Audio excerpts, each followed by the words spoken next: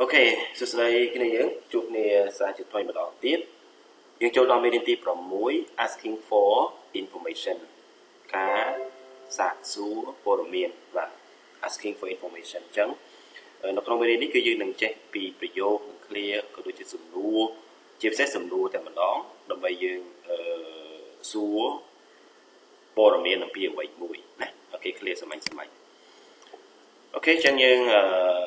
here are some sample phrases and sentences for asking information in English. Chẳng khẳng krong cứ chia clear rồi cóประโยค គំរូ សម្រាប់សួរព័ត៌មាន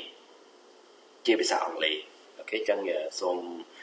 go through together គឺយើងអាចអានទាំងអស់គ្នា អូខេចឹងនៅក្នុងការនិយាយឬក៏ប្រស័យតាក់ទងគ្នាប្រចាំថ្ងៃយើងប្រើប្រយោគទាំងអស់នេះច្រើនមែនតើនៅពេលដែលយើងចង់សួរព័ត៌មានទៅកាន់អ្នកដទៃ អូខេ what is this យើងរៀនហើយណា this and that វាជា predicate គឺវាសម្រាប់សំទោស demonstrative សម្រាប់ចង្អុលបង្ហាញ របស់ដែលនៅជិត បាទសំទោសរបស់ដែលនៅឆ្ងាយ what is this this is a table what is that នោះគឺជាអ្វីនោះគឺជាស្អីគេនោះគឺជាអ្វី what is that is the chair ចឹងនៅពេលដែលយើងប្រើ this សំដៅយើងសួរឬក៏យើងចង់សំដៅទៅលើរបស់ដែលនៅជិតយើង that គឺយើងសំដៅទៅលើរបស់ដែលនៅឆ្ងាយយើង អូខេ what is that ដល់ពេលយើងឆ្លើយជាការអ្នកដែលឆ្លើយហ្នឹងគឺគាត់ក៏មើលដែរហ្នឹងហើយប្រសិនបើរបស់នៅឆ្ងាយពីគាត់ប្រើ that ដែរបើគាត់នៅចិត្តរបស់នៅចិត្តគាត់ប្រើ this ដែរហ្នឹងអាស្រ័យ this និង that អាស្រ័យទៅលើអ្នកនិយាយ យើងអ្នកនិយាយហើយនឹងដៃគូរបស់យើងនិយាយ what's this it's a pen យើងអាចឆ្លើយ it's ក៏បានដែរ it's a pen what's that it's an apple it's អូខេយើងអាចប្រើ it's ក៏បានដែរវាគឺជា big ឬក៏វាគឺជាផ្លែប៉ោមួយចឹងទៅ what are these what are those ចឹង these និង those សំដៅទៅលើរបស់ដែលនៅជិតហើយនៅឆ្ងាយដូចគ្នាប៉ុន្តែរបស់នោះច្រើនរាប់បានណាច្រើនមិនតែមួយទេ these and that singular these are pencils those are books those are books អូខេយើងឃើញណា where is Mr. King ចឹងយើងដឹងហើយវាគឺយើងប្រើសម្រាប់សួរទីកន្លែង អូខេ place where is Mr. King he is over there គាត់នៅទីនោះ he is over there where is Mrs. Knight តើអ្នកស្រី Knight នៅណា she is right here គាត់នៅទីនេះ she is right here ចឹងយើងមាន he and she he ជំនួសឲ្យ Mr. King she ជំនួសឲ្យ Mrs. Knight where គឺយើងសួររកទីកន្លែងចឹងចម្លើយរបស់យើងគឺយើងបញ្ជាក់ពីទីកន្លែង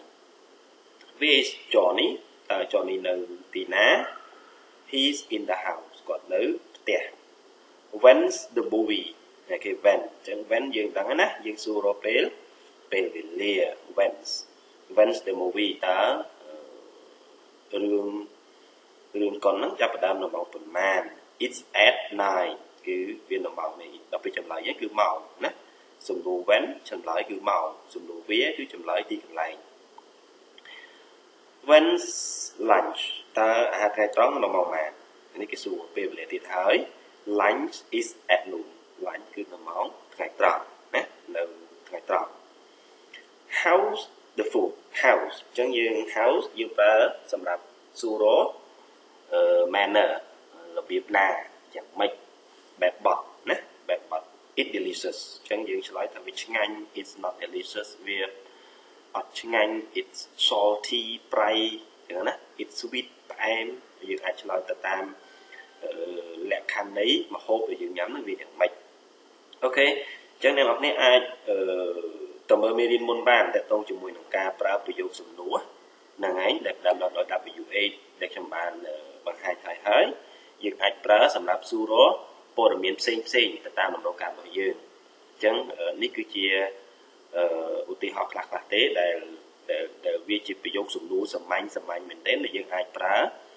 នៅក្នុងការប្រាស្រ័យទាក់ទងគ្នា ប្រចាំថ្ងៃបាទប្រចាំថ្ងៃពួកវាជាប្រយោគងាយៗទេប៉ុន្តែងាយៗហ្នឹងបើសិនបើយើងមិនចាប់អារម្មណ៍យើងមិនតំតែងវាឬក៏យើងមិនដឹងក្បួនវាទេយើងប្រកាសជាប្រអត់កាត់ទេតែប្រអត់កាត់វាអត់ចេញហើយถึงតែយើងចេញយើងស្ដាប់គេក៏បាក់ស្ដាប់ដែរណាអូខេតោះយើងចូលដល់ conversation practice យើងអនុវត្តសន្ទនាជាមួយគ្នានៅក្នុងនេះគឺ context របស់យើង practice asking simple information simple information question in English គេឲ្យយើងអនុវត្តសួរសំណួរសួររកព័ត៌មានសំអាញ់ជាភាសាអង់គ្លេស use appropriate វា WH word គេឲ្យយើងប្រើប្រយោគសំណួរផ្ដើមដោយ WH ឲ្យបានត្រឹមត្រូវ appropriate WH word នេះគឺមានថាពេលវេលាបើយើងចង់សួររកពេលវេលាយើងប្រើអីគេគឺយើងប្រើ when បើយើងចង់សួររកទីកន្លែងយើងប្រើអីគេយើងប្រើ where បើចង់សួររកអីមួយយើងប្រើអីគេគឺ what បើយើងចង់សួររកនរណាម្នាក់គឺយើងប្រើអីគេគឺប្រើ who បើយើងចង់សួររករយៈពេលគឺយើងប្រើ how long បើសិនបើយើងចង់ប្រើសួររកអាយុគឺ how old បើសិនបើយើងចង់សួររកចម្ងាយ how far ឃើញទេអញ្ចឹងយើងប្រើវាឲ្យត្រូវទៅតាមអ្វីដែលយើងចង់ដឹងអ្វីដែលយើងចង់បានអីគេយើងដាក់ប្រយោគសំណួរឬក៏ពាក្យដើមនោះឲ្យបានត្រឹមត្រូវឧទាហរណ៍នៅក្នុងសន្ទនានេះយើងអាចឃើញទាំងអស់គ្នាអូខេអញ្ចឹងសំណួរទី1 A ហើយនិង B A គាត់សួរថា how are you doing today អ្នក how គាត់សួរថាតើអ្នកសុខសប្បាយជាទេថ្ងៃនេះ how are you doing today how are you today ឬក៏ how are you doing មួយណាណាមានន័យដូចគ្នា I'm fine thank you ជាចម្លើយទៅនឹង how are you គឺ I'm fine ណា where is Kate អ្នកយើងសួរ where is Kate តើ Kate នៅណាអញ្ចឹង where យើងសួររកទីកន្លែងណា he's at the store គាត់នៅហាងអញ្ចឹងទៅ what's in the box តើមានអីគេនៅក្នុងប្រអប់ហ្នឹងអញ្ចឹង what យើងសួររកវត្ថុអ្វីមួយអញ្ចឹងយើងចង់ដឹងថាតើស្អីគេនៅក្នុងប្រអប់ហ្នឹង two dimes and a nickel គឺមានកាក់អូខេ2 who is this គាត់គឺជានរណាគេ who is this អញ្ចឹង who យើងសួររកមនុស្សឬក៏នរណាម្នាក់ who is this she's my teacher គាត់គឺជាអ្នកគ្រូរបស់ខ្ញុំឈ្មោះថា Jones អូខេឈ្មោះថា Jones អូខេអញ្ចឹងគ្នាយើងអាចអនុវត្តសន្ទនារបស់យើងច្រើនតាមដែលអាចធ្វើទៅបានទៅយើងព្យាយាមប្រើ WH question ណា WH word នោះឲ្យបានច្រើនហើយ WH word ហ្នឹងងាយមិនជាច្រើនបានទេយើងអាចទន្ទិញចាំបានអូខេសំខាន់យើងចង់សួររកអីយើងដាក់វាមួយណាយើងមិនមែនប្រើ once for all ឬក៏យើងចាក់ខ្សែទេណាយើងត្រូវប្រើវាឲ្យត្រូវមានអូខេ what where who how long how old how far អូខេ how much how many សត្វតែជាប្រយោគសំណួរដែលយើងយកទៅសួររកព័ត៌មានផ្សេងតាមតម្រូវការរបស់យើងណាតាមតម្រូវការរបស់យើងហើយយើងចេះសួរគេអាហ្នឹងរឿងមួយណាប៉ុន្តែយើងត្រូវចេះឆ្លើយគេដែរតែពេលគេសួរមក when យើងមិនឆ្លើយទៅអីផ្សេងទេគឺយើងឆ្លើយពីពេលវេលាបើគេសួរថាwho គឺយើងត្រូវឆ្លើយទៅលើ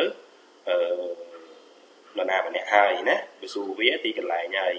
how គឺរបៀបណាហើយណាអញ្ចឹងបាទសកម្មតាំងនេះយើងទទួលបានពលិកល្អពីមេរៀនទី6របស់យើងពាក់ព័ន្ធជាមួយនឹង asking for information អូខេជួបគ្នានៅវីដេអូក្រោយដែលយើងនឹងមានវិធានបទមួយទៀតពាក់ព័ន្ធជាមួយនឹងភាសាអង់គ្លេសកម្រិតដំបូងបាទ see you on the next video